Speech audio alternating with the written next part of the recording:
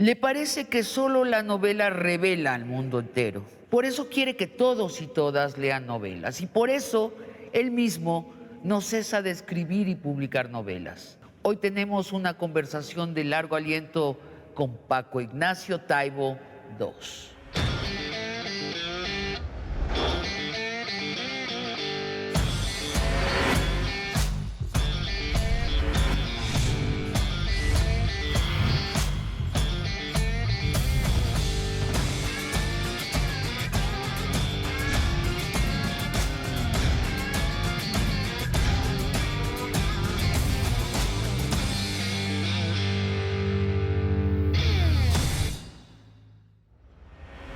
Paco Ignacio Taibo, ¿por qué la obsesión por la ficción? ¿Qué le da la ficción a la realidad? La visión del mundo es la visión del iceberg. Se ve un montón de hielo sobre la superficie, pero el 90% está abajo. Entonces, ¿qué ocurre? Que solo el gran periodismo de investigación y narrativo baja por el iceberg. Lo normal es que le esté raspando para hacer cucuruchos de helado en la parte de arriba. Entonces, no es cierto que es la no ficción la que te proporciona de repente la información en profundidad. Curiosamente, tienes que apelar a la literatura para entrar hasta abajo. Y la literatura rellena con la imaginación, etc. Para un escritor es un tema horrible, que es, ¿qué hago con esto? ¿Bajo y me paso a la ficción o me mantengo en el nivel de lo comprobable históricamente, porque ya es bastante fuerte de por sí? A mí fue la decisión, el Villa no le meto ni una frase. ¿El Che? El Che no le meto ni una frase. Pero en las otras novelas sí. Pero cuando voy a la novela digo, ahora sí. Las de tu Pedro Infante gay. Esa nunca la escribí. Esa la tienes que escribir. Yo sé, a ver, pero es un cuento y es políticamente tan incorrecto. Algún día no me muero sin antes haber terminado de escribir ese cuento. Ahora, Pedro Infante gay no era verdad, pero ¿por qué nos daría tal deleite y por qué sería importante escribir una historia de total ficción? Para hacer pomada los mitos machistas de este país. Pedro Infante, Jorge Negrete, Treyes y la selección mexicana, el dueño de la W, que luego sería el dueño de Televisa, lo políticamente correcto, el teléfono del secretario de Gobernación. En el cuento que algún día escribiré, el secretario de Gobernación llama a Azcárraga a decir, párela, las confesiones. ¿Todo el mundo es gay? Sí, en el cuento sí. Ah, claro, en el claro. cuento sí. O bueno, todos los que son símbolos del machismo. Hasta Pérez Prado, que dice, el mambo es una mierda. Y yo, compañeros, que quieren que haga, yo soy muy puto. Y entonces es un cuento políticamente tan incorrecto. Algún día lo escribiré. Claro, pero ahí está tú y yo también somos adoradores de grandes mentirosos. A ver, 1984, pues nunca ha existido esa sociedad. Es una gran mentira que nos dice una gran verdad sobre la tentación autoritaria. El problema es que cuando estás escribiendo el día de hoy y escribes sobre el pasado, tienes que estar hablándole a un lector que no tiene idea lo que fue el pasado. O sea, de repente escuchas a los portavoces del ejército fifí conservador diciendo, la ausencia de libertad de expresión. Y tú dices, bueno, la televisión se volvió verde, se desequilibró el sistema del croma y están verdes. Estos cuates que toda su vida recibían llamada telefónica del secretario de Gobernación, que les decía cómo y qué opinar, ¿cómo se atreven a decir que la libertad de expresión de hoy está en peligro? Sí, bueno, es de locos, es una mentira ya muy gastada porque todos atestiguamos que nunca ha habido mayor libertad de expresión y no solo por el gobierno, también por la proliferación de las redes, ¿no? Es más, nuestros problemas son de un exceso, no sabemos qué hacer con, por ejemplo, la diversificación hacia el insulto y la infamia de la libertad de expresión. Pero déjame preguntarte de Vargas Llosa. Yo creo que Vargas Llosa está dándonos un ejemplo muy interesante de cómo un escritor se puede quedar atorado en sus ficciones. Déjame explayar un poco más. Yo creo que la ideología es una ficción llena de datos científicos del pasado, pero es un plan, es un proyecto. Ahora toda una sociedad se va a ir por allá. Bueno, los neoliberales en 1988 empezaron a tomar el poder en Latinoamérica y tenían su ideología. Hicieron su experimento y ya vimos a dónde derivó. Resultados no exactamente como los que prevían, dijeron que iban a repartir la riqueza, que le iban a gotear. Pero entre ellos. El resultado es que en México un solo hombre tiene igual de dinero que el 50% del país. Y 365 señores, porque son señores, tienen más dinero que el 90% del país. Bueno, ahí derivó la ficción neoliberal en cuanto se fue aterrizando durante 30 años. Tú has leído extensamente a Vargas Llosa. Explícame esta dificultad de Vargas Llosa de terminar esa novela y empezar otra, de soltarse de las redes, como diría Juan Gabriel, de un poema, o las redes de araña de una ficción. Yo creo que el problema fundamental que tiene Vargas Llosa es que es un esquizofrénico potente. Uno de ellos es cuando escribe ciertas novelas, varias de ellas, muchas, donde flota un espíritu libertario, crítico, muy sano. No tengo por qué recordar lo mejor de Vargas Llosa, todos lo leemos y lo recordamos. Y el otro es el Vargas Llosa, niño rico que retorna de su pasado, del niño rico, para volverse portavoz de los oligarcas y adquirir el gusto por, yo qué sé, ¿qué le pueden dar estas relaciones turbias con la oligarquía? Le pueden dar choferes, cenas, que le abran la puerta, que lleguen expresidentes. Pues es el rey de los expresidentes. Sí. A más corruptos los junta a todos. Pero tiene algo muy particular que lo hace muy curioso, que es el más bruto de los pronosticadores de triunfos electorales de la derecha. Es que es el beso del diablo. Si Vargas Llosa te besa, exacto, vas a perder la elección. Va invicto, va invicto. Van a ganar los populistas. Ha fallado, los últimos 10 años ha fallado en cada pronóstico. Estamos rezando porque apoye en México a Lili Téllez. Sí. Con lo cual acaba con ella. Bueno, y que, pobre, dice. Oye, y que Lili Téllez sea la candidata de la derecha. Y de Vargas Llosa, no, imagínate. Fantástico. Ya los veo bailando acá un vals. Vals, ¿qué bailan? Bailan vals. Pero entonces es porque es dos. Y entonces su pasado aristocrático lo atrae. Volvió. Fue retornando. Sí. Oye, Paco, ¿cuál es la primera novela que te marcó? Que dijiste, ya no me recuperó de leer, que supiste que te estaba atrapando. Lo que pasa es que son muchas, pero probablemente la que me dio el mazazo fue Espartaco de Howard Fast. Era un canto a la rebelión, gánese o piérdase. La victoria no está en el final de la historia, sino en los principios que te llevan a la batalla por la victoria, por la libertad. Y me marcó indeleble, sobre todo el manejo de la historia, que fue lo que me fue empujando. No puedo evitarlo, me formé de una cierta manera que hace que tenga particular cariño por la señora que vende flores, que me preocupe si habla en mixteco o en zapoteca, que me preocupe si los 3 niños que andan con ella están escolarizados, que me preocupe de que todos los que pasan por ahí los pongo a comprar flores a esta mujer, que me preocupe porque nadie la moleste si se pone en la puerta de una de nuestras librerías, que le den agua y la dejen pasar al baño.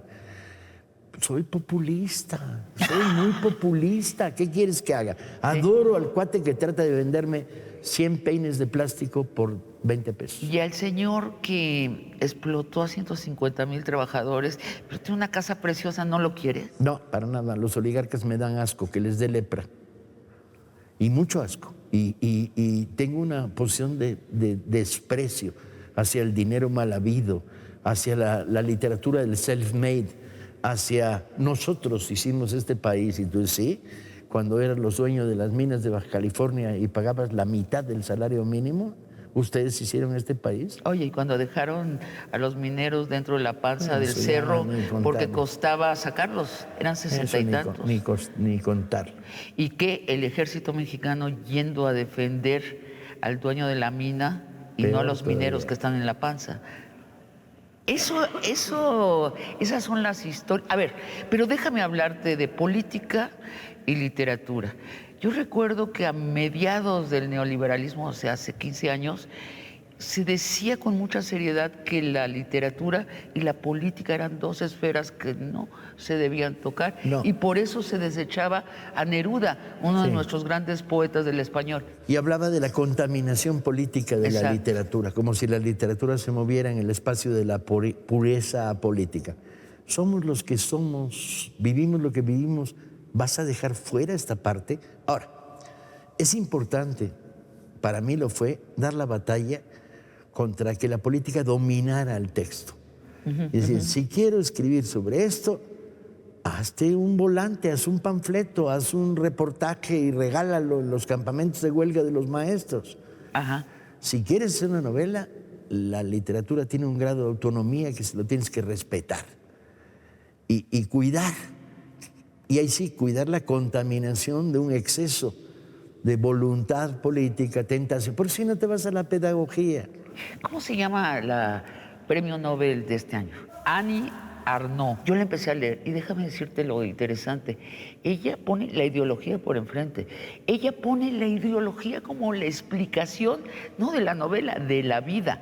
Por ejemplo, te cuenta su autobiografía de joven y dice, todos estos hechos donde yo me sometí a un destino adverso son inexplicables y lo que lo explica es la ideología del patriarcado que la rodea y que para ella es invisible.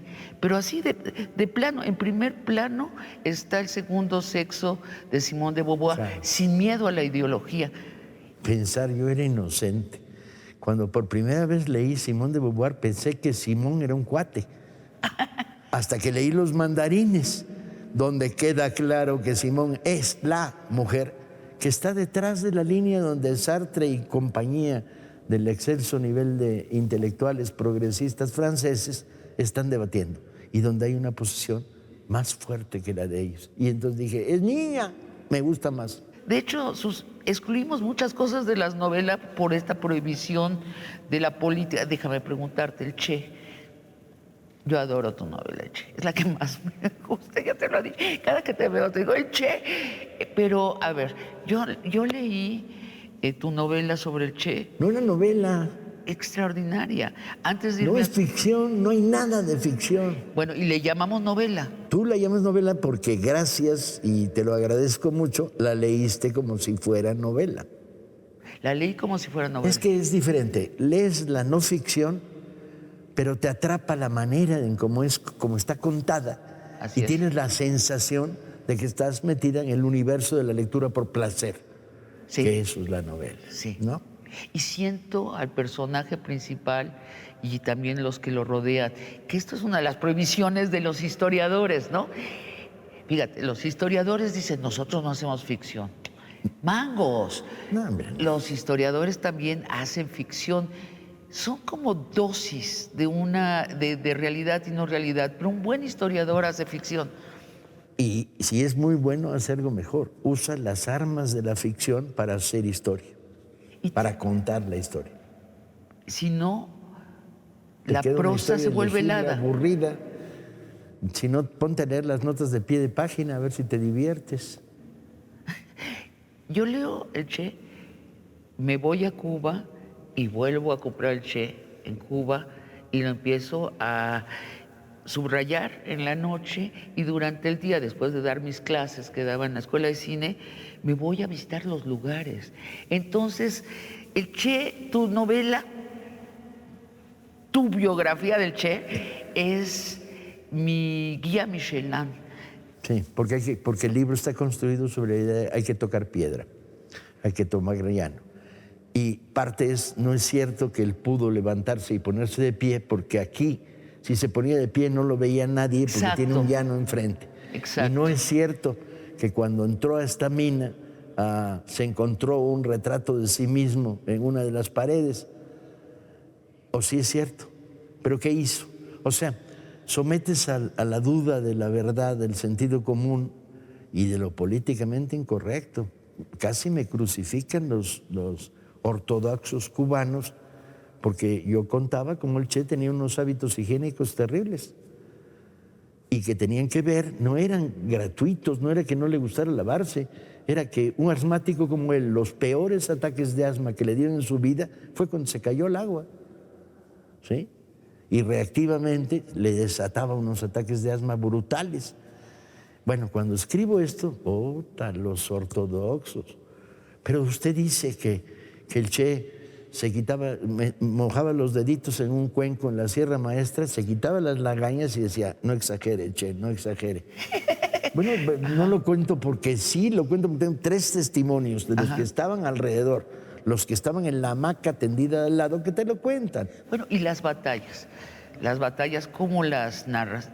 Allí es para ir siguiendo cada renglón, ir subiendo las escaleras. ¿Así lo hiciste? O sea, Así fuiste lo a hice. los lugares. Me fui a los lugares.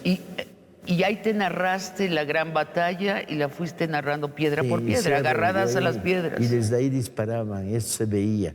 Y entonces el Che manda al más loco de sus capitanes y le dice, quítame esa ametralladora de ahí porque nos están haciendo pedazos. Y el más loco de sus capitanes va y se muere. No hay narración heroica. Y el Che pensando, arriesgué al más loco de mis capitanes. Sí, no, valía la pena. El Che era un personaje muy singular. Tenía una especie de hábitos fijados. No le pido a nadie que haga lo que yo no hago. Eso era muy el Che. O el Che, no voy a felicitar a nadie porque haga lo que tiene que hacer. Y de repente su equipo de economistas, cuando era director del banco, les pedía un trabajo en 48 horas, lo terminaban muertos de sueño, destruidos, etc. Y el Che no los felicitaba, no les daba ni palmada en la espalda. Curioso, ¿no? Rudo, muy rudo. En esta lógica de no le voy a pedir a nadie que haga lo que yo no hago, pero tampoco voy a felicitar a nadie porque haga lo que tiene que hacer. El Che era un personaje complejo, sin duda. Sí, y es un héroe sin heroísmo, o sea, que no habla del heroísmo, no pide a la gente heroísmo, ¿no? Es un materialista. Tenacidad. Paco, te voy a preguntar sobre libros, pero también sobre lo que estás haciendo en el Fondo de Cultura Económica. Para empezar, nada más preguntarte antes de que nos vamos a un corte, ¿cómo le hiciste para reducir los precios de los libros? ¿Que son materiales distintos? No. ¿Qué son? Sentido común. De repente pensar, a ver, este libro se editó en el Fondo hace 13 años. Llevamos 9 ediciones. El libro ya se amortizó, los costos de traducción, los costos... Entonces la única variación es que el papel hoy es más caro de lo que era y la impresión un poco más cara. Pero este libro puedes bajar el precio a la mitad. ¿Con el mismo papel? Con el mismo papel nuevo, con el papel nuevo. ¿Ya todo. con eso le bajas a la mitad? Con eso puedes, algunos de nuestros libros, los que son reimpresiones, bajarles a la mitad. Luego, diseñamos colecciones que fueran colecciones muy populares, como Vientos del Pueblo. 20 pesos, libros chiquitos, ilustrados para población muy variada, adolescentes que empiezan a leer, a viejos adultos, comunidades campesinas, comunidades suburbanas, y ahí sí, lo más barato que los podamos hacer, y con un margen de ganancia ridículo, ridículo. Pero esa era la vocación siempre del Fondo. Pues yo diría la que debería ser y no la que era cuando yo llegué. La vocación que había cuando yo llegué era a hacer libros ridículos, ganar dinero y pagar viajes al extranjero. Vamos a un corte y volvemos.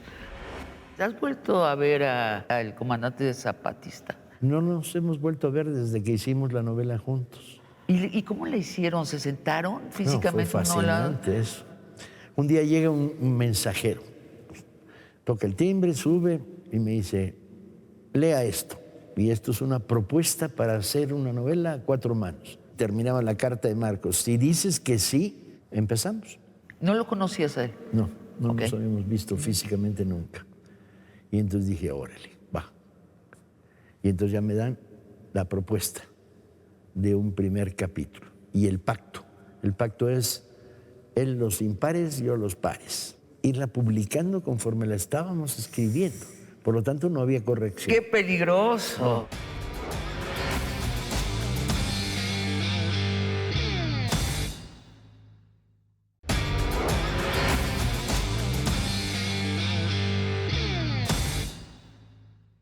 Paco, háblanos no del fantasma de los pinos, sino del saqueo de los pinos. Cuando se tomó el control de los pinos, yo tenía grandes curiosidades. Una de ellas era, quería venir a ver en vivo el cuarto donde Cárdenas armó la expropiación petrolera y quería verificar lo que me había contado Cuauhtémoc Cárdenas muchos años después de cómo había sido el proceso. O sea, Cárdenas estaba reunido con el corazón de su gabinete y salió a un patiecito trasero, ajardinado, y caminó dando vueltas con las manos a la espalda, regresó y dijo, expropiamos. Y Mújica se frotó las manos por abajo de la mesa, y Silva Herzog también, pero los demás estaban muertos del pánico. Y dijo, preparen el informe de la Nación radiofónico. Entonces quería verlo y certificar que lo que me había contado Cuauhtémoc, que era un niño en esa época, era más o menos exacto. Y entonces me acerqué a Los Pinos en los primeros días de la recuperación de Los Pinos. Y en esos momentos, pues, te contaban historias, la gente. Los guardias. Los guardias, los que andaban por sí. aquí, los que estaban tomando el control. Y la historia más contada era que en los últimos días de Los Pinos de Peña Nieto, llegaron 3 o 4 camiones, las versiones difieren si eran 3 o 4. De redilas. Pues ve tú a saber, nadie te Ok. sabía describir Yo me cómo las eran los 4 Yo me camiones. imaginé unos trailers. Ok. Conducidos por el hermano de la gaviota, que agarraron todo lo que pudieron y salieron huyendo. Y cuando preguntabas qué, pues los cubiertos, se llevaron los cubiertos. Y se llevaron, ve tú a saber. Y a mí en particular me tocó una conversión sobre, ¿y en este librero qué se llevaron? Y entonces yo dije, puta, se deben haber llevado, bueno, aquí había un libro, porque el polvo te delataba el lugar donde había habido un libro, y ya no estaba. Había varios agujeros en el librero. Y la pregunta es, ¿qué se llevaron? ¿Dónde está el inventario? No había inventario. No había inventario. De ese librero. Bueno, se llevaron colchones. Y deben haberse llevado cuadros. No, los estatuas. cuadros igual. No están las marcas, bueno, porque nosotros cuando llegamos aquí ya estaba repintado, pero notas por la disposición de los cuadros, tiene un cierto orden, de pronto hay huecos, hay más huecos que cuadros, eso es seguro. Debe haber habido un bonito saqueo y luego conversando esto con Carmen Lira en la jornada, ella me decía, pues a lo mejor yo puedo ayudar a saber qué se llevaron, porque tengo las fotos de una vez que fuimos y retratamos en un reportaje, retratamos Palacio, y entonces, bueno, ahí se verá qué libros, qué cuadros, qué los cubiertos, ¿no? Lo siento, esos ya se los robaron forever, ¿no? Pero la parte curiosa de la historia es la que me contaron unos compañeros que eran en aquel momento guardias presidenciales, no en Los Pinos, en Palacio, que es, saquea Peña Nieto Los Pinos, que ya había sido saqueado antes por Miguel Alemán, y llegan los camiones a Palacio Nacional. En el Zócalo de la Ciudad de México. A meterle la segunda cucharada al saqueo. Y parece ser que les cortaron cartucho, los guardias presidenciales. Digo, aquí ya no pasa. Ustedes ya no son. ¿No? A los que venían en los camiones. Lo cual es la gloria, porque luego cuando Andrés tomó Palacio y lo hizo suyo, una vez me hizo una visita guiada y estuvimos viendo algunas salas que valen millones de pesos. Recuerdo la de Elías Calles, que está repleta de plata, objetos artísticos, y tú dices, hijo, qué suerte que lo pararon, ¿no? Segundo saqueo. y que no se produjo. Acá está casi pelón. Dejaron unos cuantos cuadros muy impresionantes. Hay un Galán, Julio Galán, hay un Ishizawa, grande de 3 metros por 2 metros, pero hay muy pocos cuadros. Hay un Coronel Vi un importante. Coronel muy bonito. Así es. Hablemos más de tus novelas. Velasco Urán, bueno, tiene un momento de renovada fama tus novelas de Velasco Urán porque acaba de iniciarse una serie basada en ellas. ¿Qué números, cuántas veces han adaptado a tu detective a la pantalla? Esta es la tercera vez. Hubo una primera versión Ajá. con Pedro Armendáriz de 2 de las novelas. Luego pasaron los años y hubo una segunda versión. En Televisa. No, Televicine, con ¿no? Carlos García Gras dirigiendo, Ajá. que hizo 2 o 3 de las Coranas. Y luego una tercera versión en Televicine con Sergio Goyri, muy desafortunada, y luego El Vacío, y ahora esta serie que parece que ya pegó. Es muy fresca, ¿no? ¿Te gusta lo que hicieron? Me gusta, está bien ambientada, respetaron la teoría de Velasco Arán de que solo los pobres son a toda madre. El resto del país está lleno de canallas, miserables y tranzas, y es muy de los 70s, y respetaron Velasco Arán. Cuando el estrangulador, la pregunta que no se hace es ¿por qué mataron a estas 11 mujeres? Sí. Y las mataron porque eran pobres. Y está claro en la serie. Y entonces yo, vaya, ya me siento tranquilo.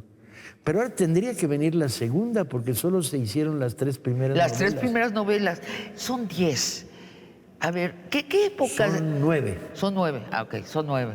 Porque hay una que no van a poder hacer, que es la que hicimos Marcos y yo. ¿Y por qué no puedes? Porque o sea, Marcos, no, porque los derechos que venga a cobrar los compartidos. derechos y se pase por largo alguien, don Marcos, el comandante Marcos, y lo entrevista. O sea, pequeño paréntesis, ¿has vuelto a ver a Marcos, al comandante de Zapatista? No nos hemos vuelto a ver desde que hicimos la novela juntos. ¿Y cómo la hicieron? ¿Se sentaron físicamente? No, fue fascinante eso.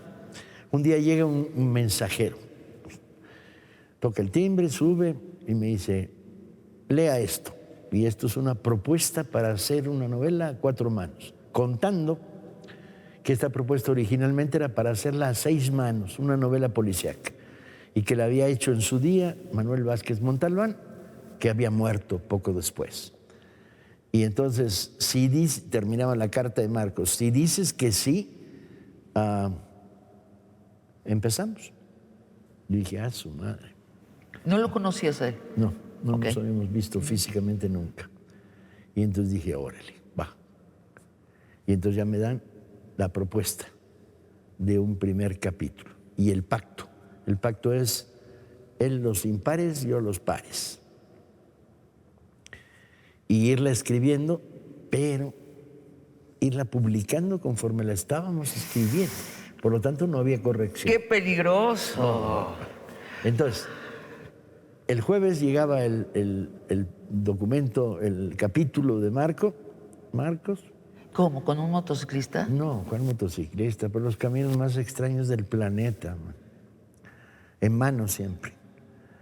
Y una vez pasó, por cierto, que él se retrasó 3 días en entregar su capítulo y yo me subía por las paredes porque al quitarme 3 días me obligaba a escribir mi capítulo en 4. Claro. Y luego mandárselo para que él pudiera escribir el siguiente porque la novela se iba hilando. ¿Y dónde se iba publicando? El sábado salía en La Jornada. Sí, no podían Sin atrasarse. Escrito a máquina. Y no solo, debe ser. Y Creamos 2 redes. Una era la red de superficie, donde viajaban los capítulos, Ajá. y otra era la red subterránea, donde comentábamos mensajes.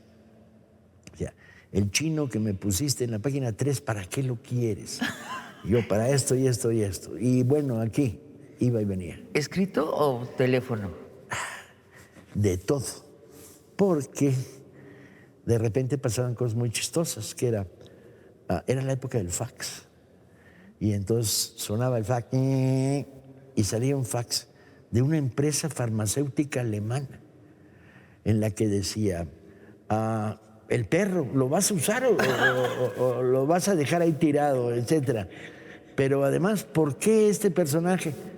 Oye, y Un la fax. CIA, seguramente la CIA, la DEA y de los servicios de A seguridad saber. del Estado mexicano, todo el mundo diciendo, preguntaba. ya, el perro, va a meter al perro, no van a meter al perro. Pero yo preguntaba, ¿de dónde sacaron un fax de una farmacéutica alemana? Y es que los zapatistas se colgaban de los cables que había en la selva y usaban la libre tecnología. Ajá. Pero además pasaron cosas muy chistosas. El día en que se retrasa, yo mando un mensaje por la segunda red que teníamos, que era la de los mensajes. Y digo, ¿me vas a matar? Y me llega un mensaje telegráfico que dice, el libro ya salió el capítulo ya salió de la realidad, pero está lloviendo mucho y el burro no llega. O sea, ¿qué pinche metáfora es esta? El burro ya salió de la realidad, pero está lloviendo mucho. Entonces llamo a mi contacto en México con los zapatistas y le digo, a ver, explícame qué chingo está pasando, porque ya llevamos 4 días de retraso en este momento. Y me dice, no es metáfora, es que la salida de Chiapas es de la realidad y sale en burro. De la realidad Chiapas. Eso, de la realidad, Coma Chiapas. Y sale en burro, pero Y el está burro es el lloviendo burro mucho. de a de veras. El burro es burro. Y llega a otra zona de donde se vuelve papel y llega vía envío por camión en sobre cerrado, hasta saber. Bueno, yo soy tu editora. Vamos a sacar el libro y no tiene que ser en el fondo, lo vamos a hacer en otro, en Planeta, porque se van a poner felices. Sacamos el libro, está firmado por ti y por el comandante y además tiene el marco de cómo se escribió, que es otra novela. Eso es el marco y dentro va la novela de la novela. Ese nunca lo hicimos porque las conversaciones secretas se quedaron en un closet de él y mío, que dijimos, bueno, si alguno de nosotros se muere primero, tiene permiso para publicarlos. Y entonces ahí las tengo. Él, y ya las tiene él. Paco, ¿qué pasó? Hay que hacerlo ya. Es un libro hecho a 4 manos y necesita permiso de las partes. Y el libro además no se reimprimió. Comandante Marcos, estamos esperando su sí para poder editar esto. Reimprimir. Reimprimir, No. reimprimir. Bueno, hablando Han de salido Balascurán, copias piratas, pero yo cuando hay una copia pirata en Malasia, pues yo sonrío. Digo, esto es 1994, lo que cuentas, pero ¿cuándo empiezas a escribir a Balascurán? Estabas muy el chavo, 76. ¿no? La primera, 75. Y dime la una primera. cosa, fue un deslumbramiento Balascurán porque existía muy pocas novelas de detectives en México, muy poca novela negra. Yo creo, corrígeme si me equivoco, que porque los mexicanos no pensamos que los buenos pueden ganar. Básicamente. Ante el mal. Y porque la idea del detective Perdemos. está asociada a la policía y estaba la policía eternamente odiada. Cuando a un mexicano le preguntabas en la época que yo escribí los primeros Balascuranes, me asaltaron en la esquina unos maloras y no denunciaste, la respuesta era, no, ¿para qué quieres que me asalten 2 veces? Exacto, exacto. Lo hemos pensado todos. Ergo, cuando nació Balascurán, tuve que crear el concepto detective independiente, pues si no, no se lo iba a creer nadie. Claro. Y bueno, decíamos, eran 10 novelas contando la... 9 más la escrita con Marco. 9.5 si quieres. ¿Vas a regresar a escribir Balascurán? No lo sé. ¿Por qué Tengo no? una empezada que no me sale. Y no me sale. Aunque sí tengo una novela policíaca que está avanzando con Olguita, mi segundo personaje más fuerte, que es la historia del asesinato de una reina de la belleza de un estado narco. Está muy bueno eso. No sé si está buena, pero tiene mucha credibilidad. Qué curioso que no te toque de nuevo Balascurán. ¿Por qué? ¿Qué ha pasado? Que lo que pasa es que tú ya estás gobernando, entonces ya no te puedes ver. Tienes el peso, la gravedad de gobierno, ¿no? Nada. Probablemente es que envejeció y yo envejecí y no nos podemos volver a relacionar. Ya no sé cuántos años tiene Velasco Arán, porque yo hago trampa. Exacto. Yo lo único que sé es que Velasco Arán tiene ciertos hábitos que yo le heredé, nació el día en que yo nací, pero en qué año nunca lo he dicho. Y entonces no sé qué edad tiene. Tenía un tema para Velasco Arán que me gustaba mucho, que era este que estamos contando. El asesinato de la reina de belleza. No, el saqueo. Ah, el saqueo. El primer día del gobierno de López Obrador, el saqueo. Velasco Arán es convocado por Andrés Manuel en Palacio y le dice, averigua qué pasó aquí. Segundo capítulo. Oye, es que ya la No tienes. me sale, esa novela Y no me sale. Yo te vi en la exhibición de la nueva serie, de la de Netflix, estaba sentada yo a tu lado, yo estaba riéndome todo el tiempo. A mí me causa una gran jocosidad toda la manera de retratar la Ciudad de México. Es un acto de amor a la Ciudad de México, a su diversidad, a los buenos que abundan en la Ciudad de México y son menos que los malos. Raramente se retrata así la Ciudad de México. La picaresca del lenguaje, lo encontré con estos actores muy jóvenes de una generación que podrían ser tus nietos. No habían nacido cuando yo publiqué los primeros Velasco Aranes. Vestidos correctamente como cuando tú eras chavo y usando un español que es una convención muy afortunada entre el chilango de hoy y el chilango de ayer, un segundo dialecto. Hubieras conocido a los guionistas, son más jóvenes que los actores. Y yo decía, ¿en qué manos me voy a poner? Alguien, a ver cómo va a entender el México de los 70s. Afortunadamente las novelas van avanzando y las últimas ya son el México de los 90s. Yo me reía y me reía y me reía. Me encantaron secuencias, por ejemplo, las prostitutas de la Merced, que sin ninguna explicación, además previa, no hay ninguna causa, resulta que son aliadas del Velasco Arán. Nadie explica por qué. Y estas toman posesión de todos los moteles de prostitutas de la ciudad y bajan a los señores encuerados con sus toallitas al frente. Es una secuencia maravillosa. Es que los pobres son a toda madre. Y era lo que yo escribía en mis novelas y lo reflejaron Paco, muy correctamente. ¿lo crees que los pobres son solidarios y los ricos no? Mi gran bronca con Octavio Paz es que el laberinto no es el laberinto de la soledad, es el laberinto de la solidaridad. Y estoy plenamente convencido. Viví los temblores en esta ciudad. O sea, el laberinto Es de las... maravillosa la respuesta pero no es lo social que cuenta, solidaria. Lo que cuenta Paz, no, es la desgracia de la mezquindad de cada mexicano encerrado en sí mismo, con máscaras, mintiéndole al otro mexicano, viendo quién es más chingón sobre el otro. Eso es el laberinto, dices, eso no es el retrato. No, el laberinto es el laberinto de la solidaridad. Entonces tal vez es el retrato de una clase social lo que hace Paz. O de un mundo percibido desde la aristocracia del parisina. ¿Para qué me echo un pleito con Paz? Soy un día normal en mi vida. Bueno, no son pleitos, pero es muy saludable que hablemos de nuestros escritores que son parte de nuestra patria, ¿no? Paz, haya sido la ideología que haya sido, Paz es parte de la patria, de los que hicieron esta patria. Igual que Vargas Llosa, podemos diferir de él. Y yo creo que esas diferencias hay que hablarlas, ¿no, Paco? No hay que nada más irse al insulto y quién tiene razón.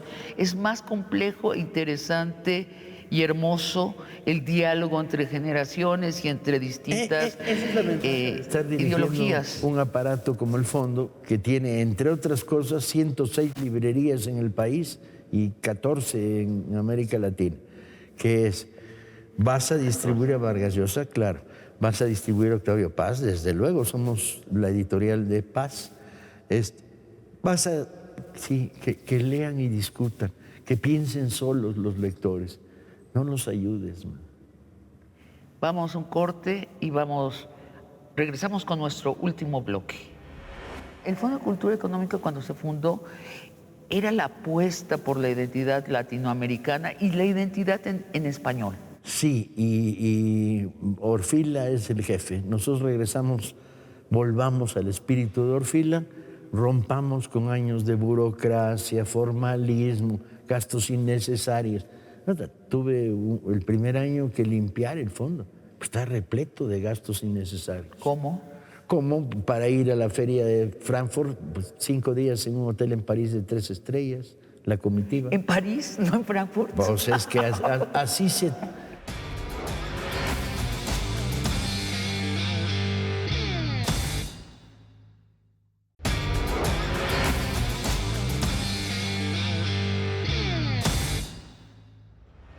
Paco, te preguntaba, ¿cómo le hiciste para abaratar los libros en el Fondo de Cultura Económica? Y ahora te pregunto, ¿cómo le están yendo a los libros en el Fondo de Cultura? Fíjate, este va a ser un año donde hemos recuperado lo que habíamos llegado a alcanzar en el 19 y lo vamos a rebasar. Yo calculaba que si esto iba bien, hacia fin de año habremos llegado a 10,000 clubs de lectura ciudadanos y salas de lectura. Ya llegamos el último día de octubre a los 10,000. Clubs de voluntarios por todo el país, comunidades donde no había jamás llegado un libro, ya tienen un club de lectura y una microbiblioteca. ¿Y cómo se forman esos clubes? Recorremos, hablamos con la gente, proponemos. O sea, tienes tus brigadas que van por el Recorriendo. país. Ahora estamos en Oaxaca y llevamos 70 comunidades. O sea, les enseñan a hacer un club de lectura. Sí, y luego les dices, a ver, ¿quiénes dijeron sí? Bueno, pues con su telefonito les vamos a dar un curso de 3 días de cómo funciona un club de lectura. Puedes leer lo que quieras, puedes contrastar las lecturas de uno con las de otro, puede ser para niños, para adultos mayores, puede ser mixto, puede ser para secundarianos. ¿Y qué podemos leer? Lo que te dé la gana. Incluso algunas veces somos muy provocadores y decimos los libros que no te recomiendan ni tus padres ni tus maestros. ¿Cómo? Como, por ejemplo, El amante de Lady Chatterley en una normal para señoritas en Jalisco. Y ahora se sacude el ambiente. Ajá. Y van creciendo. Ajá. Y ahí hay una continuidad y los vamos enlazando entre sí, ¿no? Hay un club de lectura en una escuela perdida en la costa veracruzana. ¿Qué libros les mandan? Les mandamos 35 libros para que arranquen.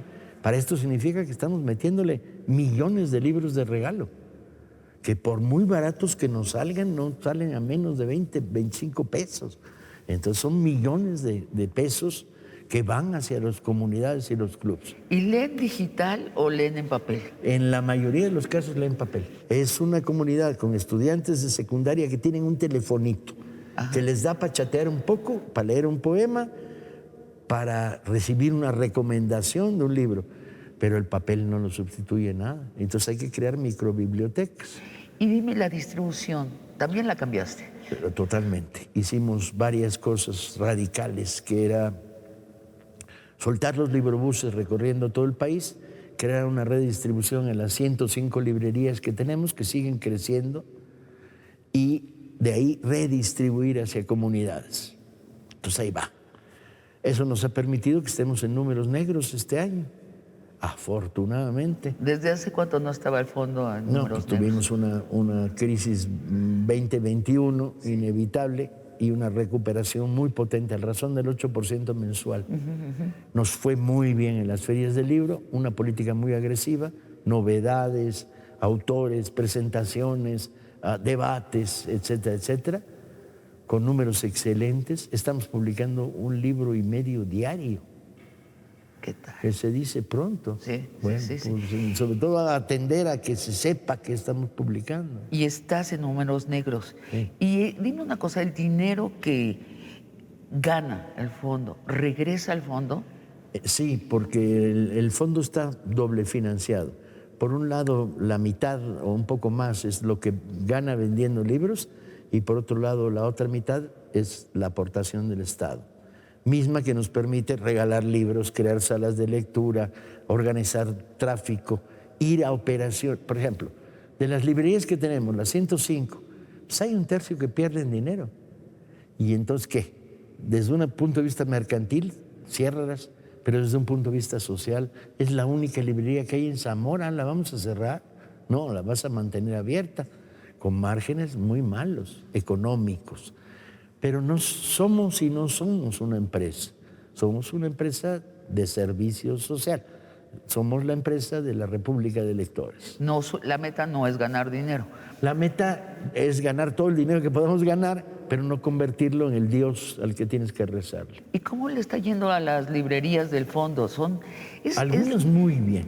Es la cadena más grande de librerías en el país, pero también en Latinoamérica, Ahora ¿no? sí, porque como red de librerías tenemos 106 con la que fundamos en Chiapas esta semana, más 2 en Chile, 4 en Colombia, 1 en Argentina, etcétera. Entonces, somos la red más grande de librerías de una empresa paraestatal como somos nosotros. Y también es era el Fondo de Cultura Económica cuando se fundó, era la apuesta por la identidad latinoamericana y la identidad en español. Sí, y Orfila es el jefe. Nosotros regresamos, volvamos al espíritu de Orfila, rompamos con años de burocracia, formalismo, gastos innecesarios. Tuve el primer año que limpiar el fondo. Está repleto de gastos innecesarios. ¿Cómo? Como para ir a la feria de Frankfurt, pues 5 días en un hotel en París de 3 estrellas, la comitiva. ¿En París, no en Frankfurt? O sea, es que así se... O sea, el fondo, como por ejemplo... Oye, y en Australia de pasadita, ¿no? No, espero que no, de esas no encontré. Porque además tomamos la decisión de no hurguemos demasiado en el pasado, limpiemos, porque nos obligaba a tener un equipo de contables y de estudiando. Aparecieron algunas que eran Oye, los terribles. vinos, porque yo llegué a ir a alguna reunión del Fondo de Cultura Económica que eran los mejores vinos del mundo. Tuvimos Hace algunas unos tan 12 locas, años. como que hubo unos directores del fondo que se compraron una enoteca de un restaurante quebrado francés de la Ciudad de México. Esa época. Y mi pregunta era, ¿dónde? Y las huellas de este absurdo. Sí. Porque ¿para qué necesita una enoteca? Porque tenía un restaurante privado. ¿No dejaron ni fondo. los tapones? Ni los corchos. Ni los corchos. Se los bebieron Oye, todos. porque los grandes coleccionistas de vino te dejan los corchos, Aquí los no, porque eran enmarcan y pruebas del demás. delito. Entonces el fondo era mucho eso, libros publicados por favores aquí y allá. Tomamos la decisión el primer día, de aquí no publicamos a funcionarios de este gobierno. No me voy a publicar a mí mismo, con todo que hubiera sido un buen negocio para el fondo. No voy a publicar a Andrés. Y además se lo dije, el fondo no te va a publicar. Y dijo, está bien, es correcto. Ajá, ajá. Sí, porque antes era el primo del presidente, la esposa Ojalá, del presidente. el primo tarado del primo. O sea, la cadena de estupidez llegaba a las cosas más inusitadas. Publicar tesis horribles e ilegibles que tenemos en la bodega, todas porque no vendieron ni una. Tuve una conversación con la actual directora del libro en la UNAM y tenemos la misma posición. No destruimos, ni siquiera las cosas más feas que tenemos en la bodega. No destruyen. No, no destruimos. Entonces hicimos un pacto. Regálamelas tú y yo. Nosotros somos los distribuidores comerciales de la UNAM. Sí. Entonces regálame lo que sea que nos sirva y vemos si podemos mandarlo a algún lugar donde puede servir. Hay unos muebles que hacen con libros muy bonitos, búscalos. Tampoco, ni destruimos ni hacemos muebles. El 21 de 21, la colección 21 de 21, 100,000 ejemplares de cada uno de estos libros. 2.100.000 ejemplares de libros, ya los repartimos, ya no quedan. Quieras que no, acabas de hacer un canon de la literatura mexicana del siglo XX. Y del bueno, siglo XX. Fue un canon forzado porque algunos libros que yo quería y que Andrés quería no los pudimos conseguir. Te voy diciendo nombres y me detienes en lo del que quieras comentar. El laberinto de la soledad de Octavio Paz, Los de abajo de Mariano Era fundamental Azuela, los de abajo. La sombra del caudillo de Martín Más Luis fundamental Guzmán, todavía, más claramente necesario hacer una edición de masas de La sombra. Canec de Emilio Abreu Gómez, Adorado por las gentes a las que les llegó, porque es un libro que tiene abanico de lectores, desde muy jovencitos hasta adultos mayores. clave en la identidad de yucateca, ¿no? Y en la identidad nacional, lo indígena. Tiempo de ladrones, obra de teatro de Emilio Carballido, Glorioso. ¿no? La historia del Chucho el Roto. Chucho el Roto. Héroe nacional que robaba a los ricos para dárselo a los pobres. Yo quiero ser como él cuando sea grande. No como Carballido, al que adoro como escritor. Sí, como Chucho el Roto. Lo escribió para la tele. Le encargaron una telenovela a los de Televisa y dije, esta. Y entonces ya se metió a escribir y fue muy sincero. Y cuando lo oyeron los de Televisa le dijeron, no, ¿qué le pasa a usted? Usted es una incitación a la revolución.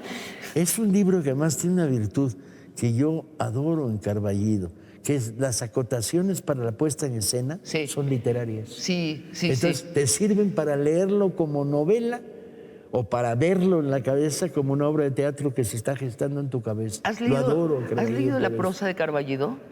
Es que es igual, sus acotaciones, o sea, las descripciones son tan sucintas no son para el director, como en el teatro. Para los lectores. Y son buenísimas. Y escribe en 50 hojas lo que otro autor escribiría en 500. Pues sí. Le publicamos un libro en Vientos del Pueblo que cuesta 12 pesos, que es la historia de los dos Santa Clauses. El Santa Claus lumpen y maligno y el Santa Claus pirurri. Es la lucha de clases en una historia de Santa Claus. Sí, es hermosísimo. Y Matarazzo no llamó, de Elena Garro. Muy importante. Impresionante, Era una obra que no se conocía. Impresionante. Aislada, perdida. O sea, la realidad mexicana vista en clave de Kafka, pero sin cambiar la realidad, ¿no? O sea, es más bien demostrar que Kafka era de acá. Balún Canán, de Rosario Castellanos. El libro vacío de Josefina Vicens. Delicioso. Y era la traída a públicos masivos de una escritora que era más de minorías. La Peque Vicens.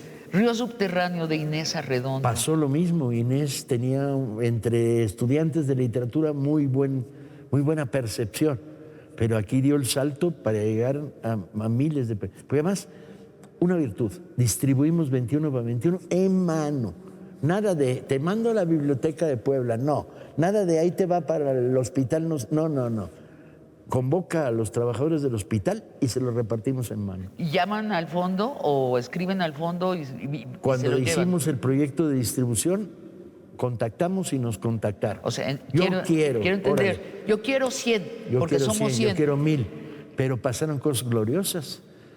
Un congreso de un estado cuyo nombre no voy a decir, nos pidió una colección para cada uno de los congresistas. Y les contesté, no se los doy. Si cada uno de esos congresistas organiza un acto público con los lugares que representa, ahí vamos y se los regalamos. Si no, nada. Bien, pues ¿qué hicieron? De los 60 congresistas de ese estado, 3 dijeron yo jalo. Y uno organizó un acto público donde repartimos los libros. Pues es que tenían vacíos sus libreros, o sea, no seas malo. Que los llenen con necesitan otras colorcitos. cosas, ¿no? Paseo de la Reforma de Elena Poniatowska.